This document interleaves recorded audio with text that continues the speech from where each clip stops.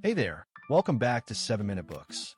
I'm Sam, and today we're diving into Gabor Mate's Sophie. This book completely flipped how I think about ADD. Did it do the same for you?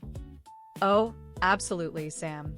Hi, everyone is one of those books that makes you rethink a whole category. Mate is a physician who has ADD himself, and he argues that what we call ADD isn't a fixed genetic defect, it's a coping strategy developed in childhood. Right, and that's such a shift from the usual narrative. I've always heard it described as a neurobiological disorder, like a hardware problem. But Mate says, no, it's more like software written in response to your early environment. Exactly. He's not denying there's a genetic predisposition, but he says the real driver is the quality of early attachment to caregivers. If a baby's needs aren't met consistently, maybe the parent is stressed or depressed, the infant's stress response system gets stuck in overdrive. And that chronic stress shapes the brain. The part responsible for attention and impulse control, the prefrontal cortex, develops differently. So the kid ends up with what we label as ADD. But Mate says it's actually an intelligent adaptation. Your brain is trying to protect you. Yes. He gives this example: if the present moment feels overwhelming or unsafe, the brain learns to escape. So the inability to focus is a form of dissociation. You're literally checking out because being present hurts.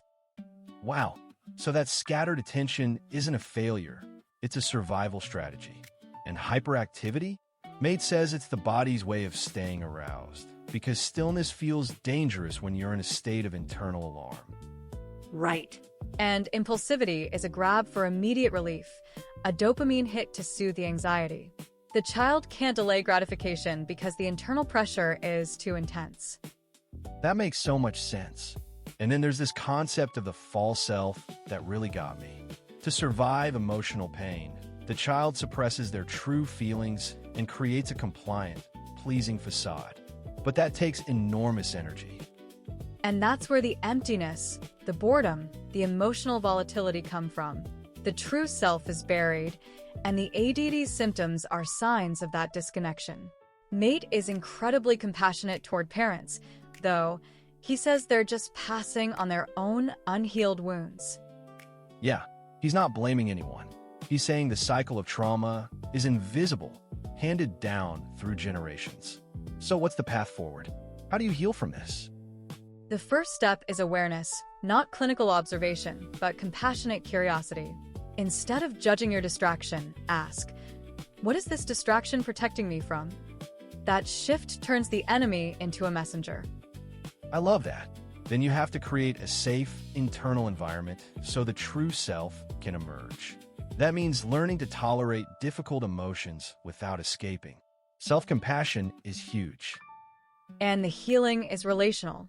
The original wound happened in relationship, so it has to be healed in relationship with a therapist, a partner, or even by learning to be your own parent.